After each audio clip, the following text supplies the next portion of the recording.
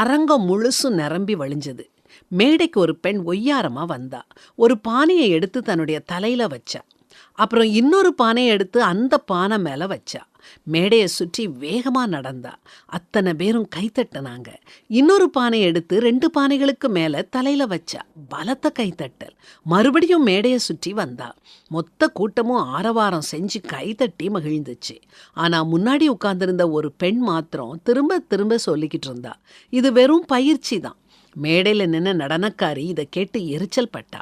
நிகழ்ச்சி முடிஞ்சது. எல்லாரும் போயிட்டாங்க. நடனக்காரி எட்டி பார்த்தா. அந்த பெண் மாத்திரம் உட்கார்ந்துருந்தா. அவ பக்கத்தில் போகவும் அவ மறுபடியும் இவளை பார்த்து, இதில் ஆச்சரியப்படுறதுக்கு என்ன இருக்குது, இது வெறும் பயிற்சி தான்னு சொன்னான். நடனக்காரி அவகிட்ட, நீ என்ன சொல்றன்னு கோபத்தோட கேட்டா.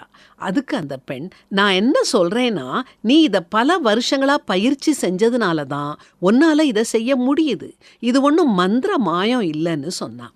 உடனே அந்த நடனக்காரி கோபமா, சரி அப்படின்னா உன்னால நான் செஞ்சதை மாதிரி செய்ய முடியுமான்னு கேட்டா. அதுக்கு அந்த பெண், இல்லை என்னால் முடியாது, ஏன்னா நான் அதை பயிற்சி செய்யலை.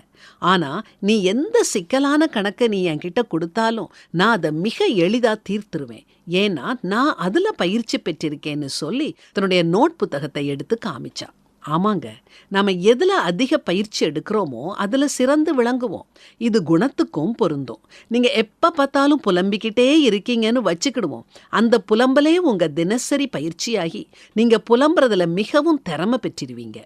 முழு நிலவு பிரகாசமாக ஒளி வீசிக்கிட்டு இருக்குமே, அதை பார்த்து அதில் கூட குறைகளை கண்டுபிடிப்பீங்க.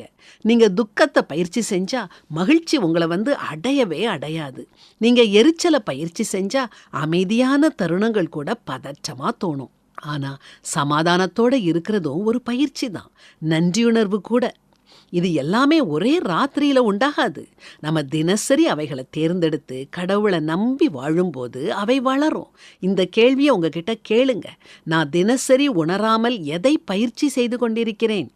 உண்மையுள்ளவைகளவைகளோ, ஒழுக்கமுள்ளவைகளவைகளோ, நீதியுள்ளவைகளவைகளோ, அவைகளையே சிந்தித்து கொண்டிருங்கள். அப்பொழுது சமாதானத்தின் தேவன் உங்களோடு இருப்பார்.